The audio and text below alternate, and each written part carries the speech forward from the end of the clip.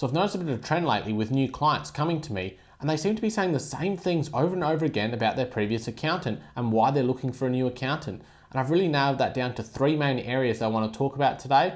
I want to talk about what those areas are, what questions you could ask your accountant to see whether you think you're going to have those kind of issues, and what kind of solutions they should be putting in place to solve some of these major pain points for people.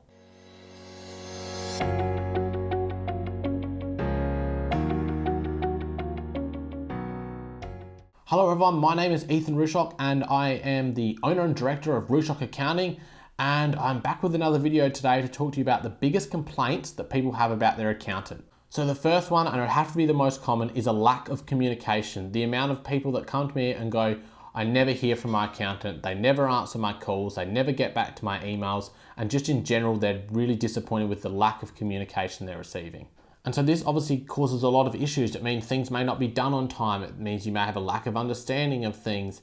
And it may mean you're hesitant to actually contact them because you don't think you're going to get an answer. So it's a really important thing for people to get right is making sure that they've got communication from their accountant and really any service you're getting. You want to be communicated to by the person you're paying for that service. So some of the ways to solve this, have a discussion with your accountant around what are their deals with KPIs around communication. Do they have things like a guaranteed time to get back to you? Do they communicate to you via email or Zoom calls or other methods that might be quicker than face-to-face appointments? If you've been referred onto that accountant by a friend, ask them what the communication's like. Normally people will be pretty honest when it comes to communication. They'll say, oh yeah, here's a good accountant or a good lawyer, oh, but they do take a while to get back to you. That could be a really big red flag early on. So for instance, in my business, I have a 24-hour guaranteed return to phone calls and emails. So this is something I can tell clients. It gives them confidence that no matter what, I'll get back to them. I might not be able to solve the issue within that time period, but at least they know that they'll get a returned phone call or email, something to let them know, yep, I've received their query and I'm working on it. The next one is unexpected fees. And how many people have you heard, whether it's accountants or lawyers, and they go, oh yeah, I received my bill and I was not expecting that. It is way larger than what I expected. You don't very often hear it go the other way, but it's just like, wow, I cannot believe I've been billed that much, and they clearly had no idea about it. So I spoke with a client the other day and they kept asking their accountant, how much is this going to cost me? When will you bill me? How does all that work? And the accountant kept telling him, yeah, I'll get to it. Yeah, no, don't worry, leave it with me. They never discuss rates, never discuss fees. And this is just a huge red flag. It leaves you open to a massive bill that you're just not expecting. So some of the ways this is being solved by accountants nowadays is fixed fee models. So everything is priced up front. You know exactly what you're paying for what services. They could be hourly rates. So they may discuss their hourly rate with you. They give you an estimate of the time, and then they communicate with you if it goes over that. So they might say, look, it's going to take me about 10 hours. I'm $150 an hour. They might get 5 hours into it and go, actually, no, this is going to take me 15 hours. And they communicate that back to you. So it's nothing to say that fixed fees are the only way to go, but at the end of the day, you just want to be given a good estimate of what it's going to cost you and communicated to.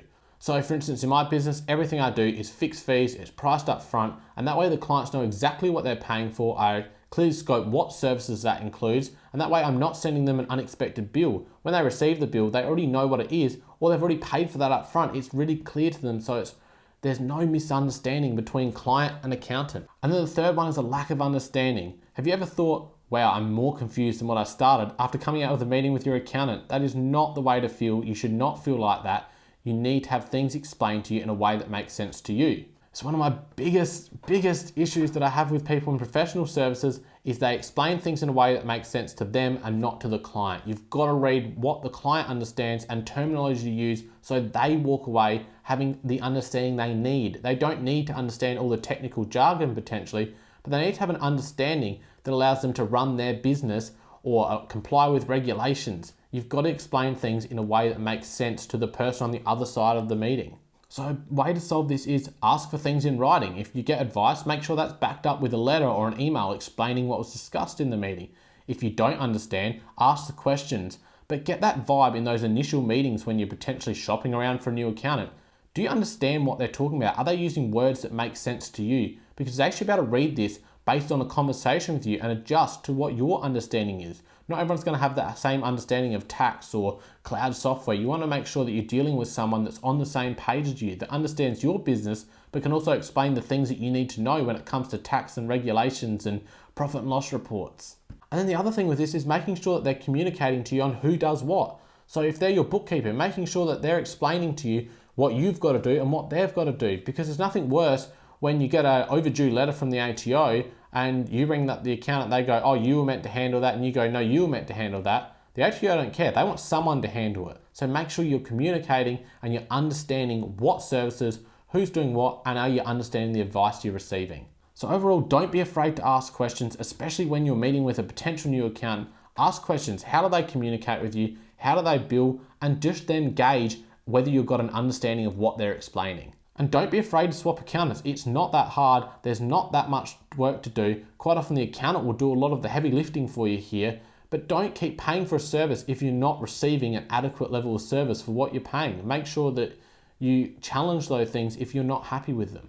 I hope that helps. And if you're in those situations where you feel like you're not getting value out of your accountant, make sure you do shop around. Go around, ask friends for referrals. Have a look online. See if you can find someone that communicates in a way that suits you, suits your business. And of course, if you need someone, Rushock Accounting, ask me, send me a message. I'll be happy to have a chat to you and see whether I would be a good fit for your business. Anyway, I thank you for being here and I'll talk to you on the next video.